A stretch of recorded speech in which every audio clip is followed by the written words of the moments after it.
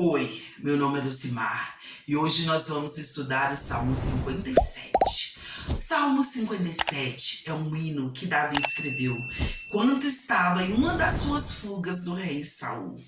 Saul começou a ter inveja de Davi quando, ao voltar de uma guerra, as mulheres israelitas, suas súditas, cantando, gloriaram mais a Davi do que a Saul. Elas cantavam que Saul feriu os seus milhares. Porém, Davi feriu 10 milhares. Para Saul, as mulheres estavam dizendo que Davi era 10 vezes melhor do que ele. Isso está escrito em 1 Samuel 18, versículo de 6 a 16. Nesta fuga, Davi se escondeu em uma caverna chamada Caverna do Adulão. Adulão é uma cidade mencionada na Bíblia. Ela foi uma das cidades dos cananeus. Davi já havia fugido para Ramá, na casa dos profetas, para Nobe, ao sacerdote Aimeleque, para Gate, onde Aquis era o rei.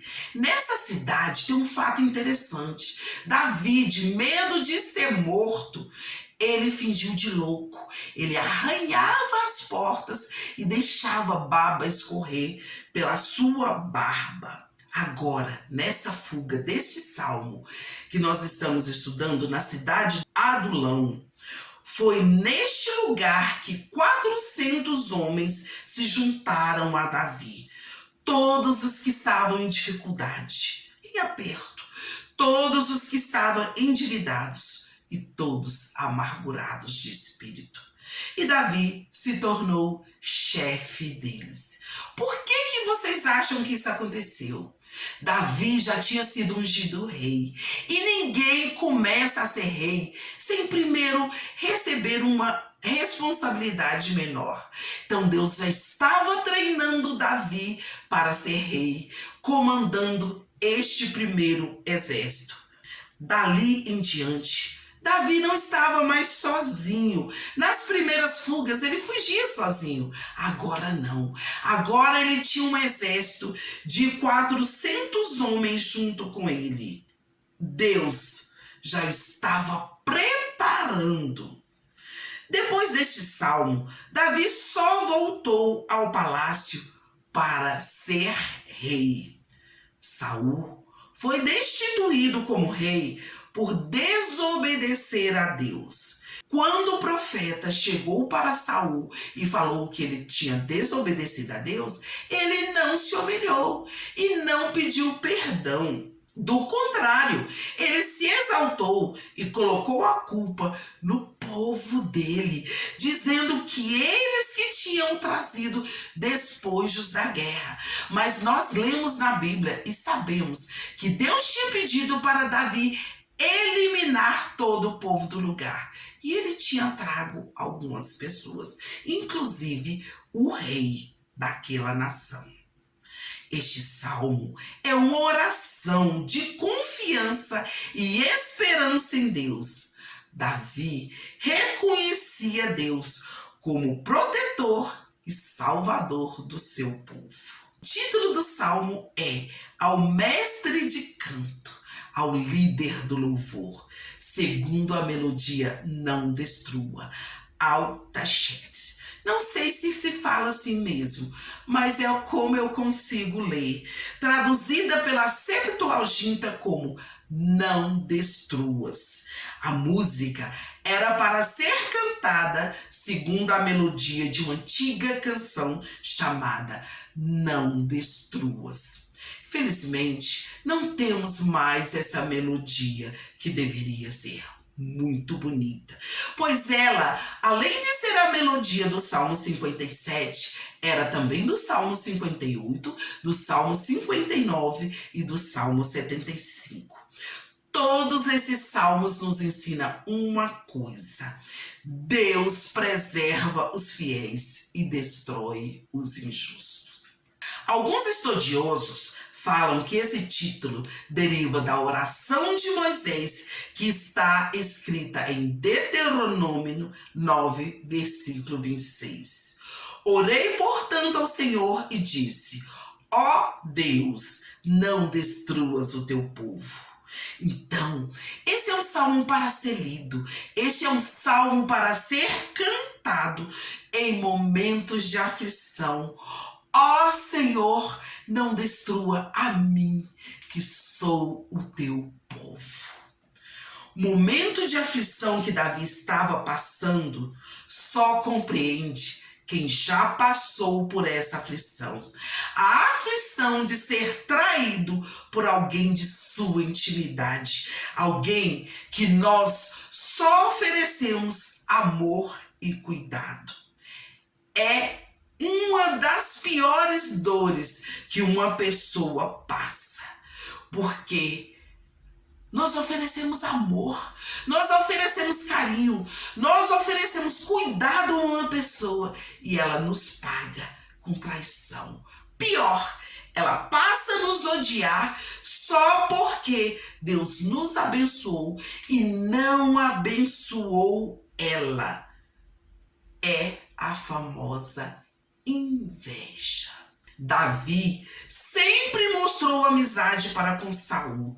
Davi não foi culpado de Deus ter tirado o trono de Saul. Aliás, antes de Davi ser ungido rei, não tem nenhum relato na Bíblia que Davi desejasse o trono. O desejo que Davi reinasse era do próprio Deus. Mas Saul, apesar da sua rebeldia, ele sabia que contra Deus ele não podia lutar. Então ele resolveu lutar com quem era mais fraco. Quem? Davi. Saul, em sua ignorância, pensava que se Davi morresse, Deus devolveria o trono para ele. Mas Deus não é homem para que minta, nem filho do homem para que se arrependa. Acaso ele fala e deixa de agir? Acaso promete e deixa de cumprir? Isto está escrito no livro de Números, capítulo 23, versículo 19. Não, Deus não mente, Deus não se engana. Se ele disse que Davi ia reinar, Davi ia reinar. Davi tinha certeza que não ia morrer. Deus já havia prometido a ele: você vai reinar em Israel. Quando Deus nos promete uma coisa, vai se cumprir. Aliás, essa é a maneira que Deus nos ensina de saber como é uma profecia de verdade. Se a palavra que foi falada se cumprir, é palavra de Deus. Se não se cumprir, não foi Deus que falou. Esse salmo consiste, então, em 5 partes. Primeira, uma oração fervorosa de um homem sofredor e perseguido. Segunda, uma descrição dos inimigos de Davi. Terceira, um desejo ardente que Deus fosse exaltado e honrado. Quarta, uma descrição adicional dos propósitos dos inimigos de Davi. Quinta, uma expressão alegre, exultante de confiança em Deus. No versículo 1 se inicia uma oração fervorosa. Tem misericórdia de mim, ó Deus.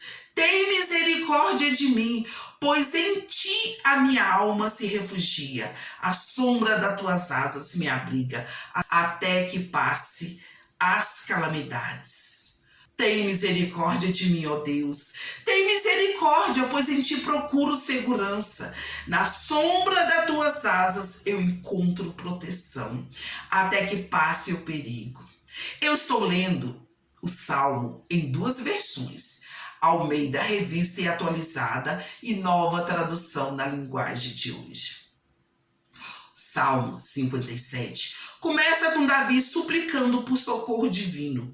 É um testemunho de resistência resistência humana e da inabalável confiança em um poder superior. Tem misericórdia de mim, ó Deus. Tem misericórdia de mim, porque em ti a minha alma se refugia, clama o salmista, invocando por socorro divino, buscando por abrigo nos momentos de adversidade. No versículo 1, o salmista pede socorro a Deus e procura abrigo debaixo das asas. Neste salmo, Davi clama por libertação quando o rei Saul procurava tirar-lhe a vida, embora Davi só houvesse feito bem a Saul.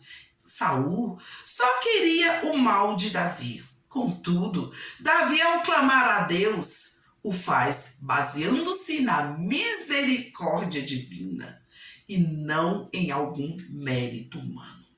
Versículo 2. Clamarei ao Deus Altíssimo, ao Deus que por mim tudo executa. Eu chamo o Deus Altíssimo. Eu chamo a Deus que me ajuda em tudo. Salmista não exige livramento como se tivesse direito de esperá-lo. Ele pede uma demonstração da misericórdia de Deus, uma bênção imerecida, resultante da bondade divina. Sem fazer caso do ambiente abafado e escuro que era aquela caverna, Davi se considera protegido à sombra das asas de Deus, mesmo vivendo aquelas adversidades. Ali, Davi ia permanecer até que passasse as tempestades, num lugar privilegiado, que é a proteção de Deus. Davi clama ao Altíssimo, confiando de que nada nem ninguém pode impedir o Senhor de realizar seus propósitos para a vida de seu povo. Davi tinha sido ungido rei, então Davi seria rei. Quando a resposta vier dos céus, virá em forma de livramento. Por isso Davi mantinha um coração confiante em Deus. Versículo 3. Ele dos céus me envia seu auxílio e me livra. Cobre de vergonha os que me ferem. Envia a sua misericórdia e a sua fidelidade. Do céu, ele me responderá e me salvará. Ele derrotará os que me atacam. Deus me mostrará o seu amor e a sua fidelidade. O salmista reconhece que Deus é quem envia ajuda e humilha aquele que persegue os filhos de Deus. Dificuldade surge para as pessoas boas. Problemas e ameaças incomodam os justos. Tem desafios que enfrentamos simplesmente porque estamos fazendo a coisa certa. O brilho dos justos incomodam aqueles que preferem as trevas do pecado. Davi e Jesus sofreram inocentemente. Davi, neste caso, da perseguição de Saul. A intimidade com Deus gera tranquilidade no coração. Ao travar uma conversa com nosso Deus bondoso e misericordioso, sabemos que podemos, através da oração, falar com nosso Deus poderoso e altíssimo. Da sua morada, Deus. Deus dá ordem da sua morada para me salvar, para te salvar. E Deus, o próprio Deus, humilha aos que estão nos agredindo. Deus ama a sua palavra e ele confirma a sua palavra. Está escrito na tua palavra. Se está escrito na palavra de Deus que ele vai nos salvar, ele vai nos salvar. Mas também se está escrito que ele vai humilhar aqueles que perseguem os filhos de Deus, ele vai humilhar os que perseguem os filhos de Deus. Versículo 4. Acha-se a minha alma entre os leões, ávidos de devorar os filhos dos homens. Lanças e flechas são os seus dentes. espadas afiadas à sua língua. Estou cercado de inimigos, eles são como leões e querem me devorar. Os seus dentes são como lanças e flechas, e a língua deles como espadas afiadas. As armas usadas pelos perseguidores de Davi são descritas como dentes, lanças e flechas, e a língua como espada. Neste momento da história, Davi temia tanto as espadas dos assassinos enviadas pelo rei, como as palavras soltas de um homem que correu a contar para o rei o que sabia dos movimentos dele. Quando Davi estava na caverna de Adulão, Doeg, o edomita, estava levando as notícias para Saul. A língua pode ser mais perigosa do que espadas. Mas Davi tinha confiança em Deus. Davi orou a Deus e o seu coração mudou. Aquele medo, aquela insegurança que ele estava, que o inimigo poderia matá-lo, mudou. Ao falar com Deus, ele passou a ter confiança. E a partir do versículo 5, Davi começa a orar com confiança e a expressar um desejo ardente que Deus fosse exaltado e honrado. Versículo 5. Ser exaltado, ó Deus, acima dos céus, e toda a terra esplenda a tua glória. Ó Deus, mostra a tua grandeza nos céus e que a tua glória brilhe no mundo inteiro. Davi reconhece a justiça de Deus que desperta o sol sobre os maus e a lua sobre os ímpios. Um coração escondido em Deus levará o indivíduo a cantar, a louvar, exaltar e glorificar ao Salvador, apesar do furacão, apesar dos leões, apesar das flechas, apesar das armadilhas. Mas a tendência dos nossos pensamentos é sempre voltada para os problemas. Vou te dar um exemplo. Imagine uma pessoa que gosta de reclamar. Começa a ter sol. A pessoa começa a reclamar. O sol está quente. Queimou a minha pele. Vou me esconder. E aí essa pessoa não faz nada nesse dia porque o sol está quente. Mas o Filho de Deus, o que faz? Fala, Deus, o sol está quente, então eu vou plantar coisas que gostam do sol quente. E ele planta. E aí no outro dia está chovendo. E a pessoa que gosta de reclamar, o que diz? Hoje eu não vou fazer nada, está chovendo. Essa chuva está me molhando. Deus está chovendo muito. Mas o Filho de Deus, o que faz? Senhor, hoje eu vou plantar coisas que gostam de chuva. E o Filho de Deus planta. E o Filho de Deus colhe. No outro dia está frio. E aí a pessoa que gosta de reclamar fala, está muito frio, está me queimando a minha pele. E não faz nada, só fica reclamando. E o Filho de Deus o que faz? Fala, Deus, hoje eu não vou poder sair. Então eu vou pegar a minha colheita e vou transformar o milho que eu colhi em fubá. Eu vou transformar o trigo que eu colhi em farinha de trigo. E eu vou me alimentar. E eu vou construir coisas que vai sobejar para me poder abençoar meus irmãos. O que você acha que aconteceu com o Filho de Deus? Ele transbordou. Ele foi abençoado. Ele foi curado. E o que aconteceu com essa pessoa que fica só reclamando? Nada. A vida dela não andou, ela continuou reclamando. Isso que Davi nos ensina aqui agora. Não reclame, abençoe, trabalhe, faça o que você tiver. Se está o sol quente, agradeça a Deus pelo sol. Se está chovendo, agradeça pela chuva. Produza no sol e produza na chuva. E quando vier o inverno, você terá o que comer. Você terá saúde, você terá paz, você terá sobejo para abençoar o teu irmão. Porque a palavra de Deus nos diz, amai a Deus sobre todas as coisas e o próximo como a si mesmo.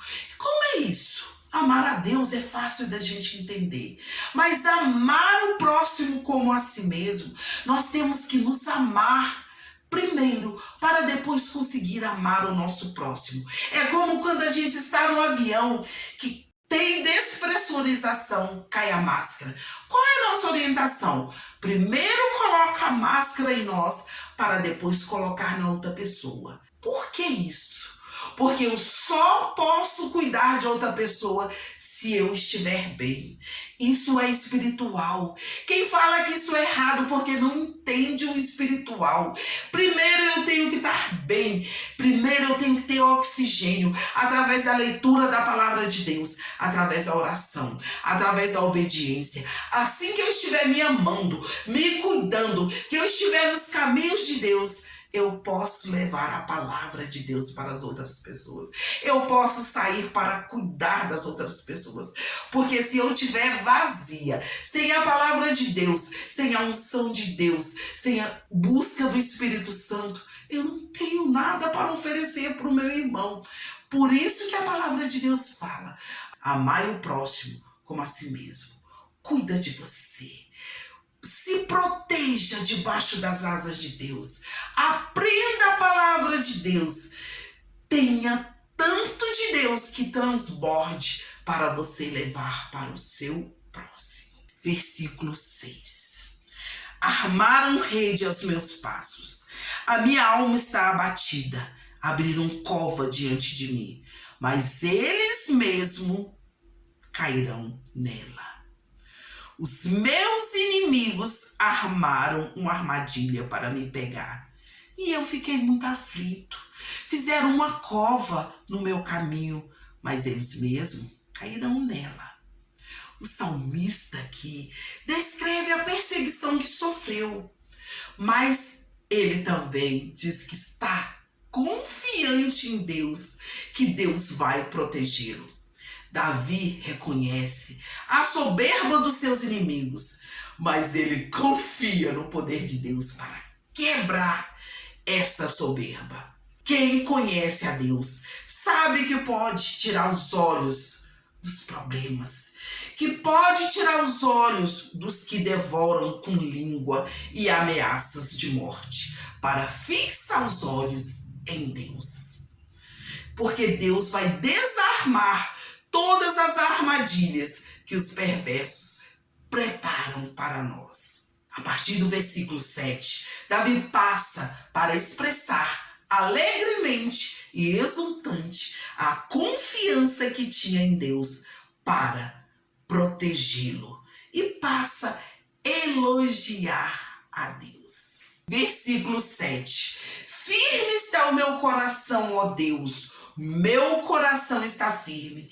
Cantarei e entoarei louvores. Meu coração está firme, ó Deus, bem firme.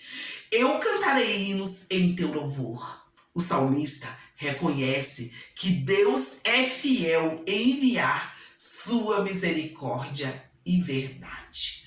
Versículo 8. Desperta, ó minha alma, despertai lira e harpa. Quero acordar a alva. Acorde, meu coração, minha harpa e minha lira, acordem, eu acordarei o som. Vocês já leram a história de Davi? Vocês lembram que Davi tocava harpa para Saul quando ele estava atormentado por um espírito? Davi tocava, ele sabia que o louvor liberta. Ele já tinha visto Saul ser libertado. Por isso que ele pediu: meus instrumentos, acorde meu coração. Faça meu coração voltar a confiar em Deus. O salmista expressa seu desejo de morar no alto da habitação de Deus e ser protegido por sua verdade. Ele conversa com a sua alma, ele conversa com seu coração, ele conversa com seus sentimentos, com suas emoções e pede eles: acordem, saia dessa situação de medo e passem para uma situação de fé em Deus ao som dos seus instrumentos musicais. Por muitas vezes nós ouvimos que o louvor liberta e nós não entendemos. Sim, quando nós ouvimos hinos de louvores sendo tocados a Deus, eles entram no nosso coração, na nossa alma, eles mudam a nossa emoção e nos leva a adorar a Deus. Versículo 9: render-te-ei graças entre os povos, cantar-te-ei louvores entre as nações. Senhor, eu darei graças no meio das nações, eu te louvarei entre os povos. A oração por auxílio muda o coração do salmista, levando-o do desespero à confiança exultante. Rodeado de pessoas de violência, rodeados de pessoas que queriam matá-lo, Davi pode cantar de alegria a Deus. A alma de Davi acordou ao som da música. Então o salmista expressa sua intenção de louvar a Deus entre as nações. Davi mostra a Deus que tem total confiança nele, apesar de todo o mal que ele está vivendo. Versículo 10. Pois a tua misericórdia se eleva até os céus e a tua fidelidade até as nuvens. O teu amor chega até os céus e a tua fidelidade até as nuvens.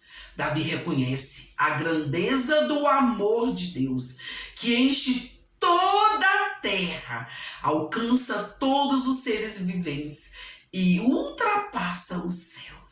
Versículo 11. Sê exaltado, ó Deus, acima dos céus, e em toda a terra esplenda a tua glória. Ó Deus, mostra a tua grandeza nos céus e que a tua glória brilhe no mundo inteiro. O salmista exalta a Deus e deseja que a glória seja conhecida sobre toda a terra. A glória de Deus. A oração tira nossos olhos dos problemas para fixá-los em Deus, nossa salvação. Este salmo é também um convite para que nós, todos os dias, apesar de todas as lutas, de toda a tribulação, consagremos nossas vidas a Deus em oração e fé. Consagração não é o que é muito ensinado, não. Que é aquele dia que você chega em jejum e oração. Sim, isso serve, mas não é isso total que Davi está nos ensinando aqui. Davi está nos ensinando aquela consagração que da nossa vida, todos os momentos, todos os nossos movimentos, todo o nosso falar, todo o nosso pensar, todo o nosso sentir ser para Deus, com Deus, todo o nosso cuidado, porque por muitas vezes nós dizemos que nós amamos, falamos todo dia para uma pessoa que nós amamos, mas às vezes os nossos atos, às vezes as nossas palavras não condizem com o que nós falamos. Por muitas vezes nós não precisamos nem falar que nós amamos uma pessoa, mas como nós podemos demonstrar esse amor? Tive sede e me deste de beber. Tive fome e me deste de comer. Estava nu e me vestiste. Este é o amor verdadeiro. Este é o jejum verdadeiro. Esta é a consagração da nossa vida verdadeira. Não adianta nada eu dizer eu te amo e te maltratar. Não adianta nada eu dizer eu te amo e não falar as verdades de Deus e deixar que você vai para o lago de fogo. Eu te amo quando eu prego o evangelho de Deus para você. Quando eu te ensino o caminho. Então, o que podemos concluir deste salmo? Concluímos que o Salmo 57 é uma oração de confiança e esperança em Deus, que é reconhecida como protetor e salvador do seu povo.